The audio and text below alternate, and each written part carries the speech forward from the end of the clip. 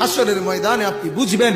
যদি বেলালকে জিজ্ঞাসা করেন, বেলাল ঈমানের দাম কত, বেলালকে বলবেন ঈমান কাকে বলে, তো হযরতে বেলাল বলবে উত্তপ্ত বালুর মধ্যে বুকে পাথর চাপা দিয়ে মরুভূমির রৌদ্রের মধ্যে পড়ে থাকাকে ঈমান বলে। খাব্বাবকে বলবেন, খাব্বাব ঈমান কাকে বলে, তো হযরতে খাব্বাব রাদিয়াল্লাহু তাআলা আনহু বলবেন কামারের দোকানের জ্বলন্ত লাল কয়লার মধ্যে নিজের দুই পাশের কোমরের গোশত খুলে খুলে চর্বি সহ ফেলে দিছে আমার মনির ঈমানের কারণে। ঈমান এটাকে আপনি কি বুঝবেন? আপনি তো বুঝেন নাই বাপ।